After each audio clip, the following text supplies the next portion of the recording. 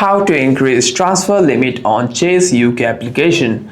To increase your Chase UK daily transfer limit above the default £25,000, you need to request a temporary limit increase via the Chase application.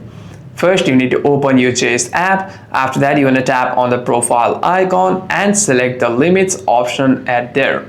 After that, you want to tap on ask us to change your transfer limits, and here are some things that you need to keep on mind about your limits and time frames. You can request to increase your limit up to maximum of £1 million.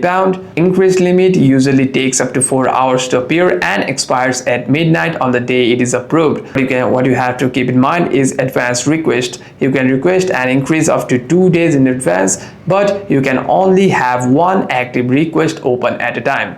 And limit increases are only actioned by customer support on Monday to Friday from 8 a.m. to 6 p.m.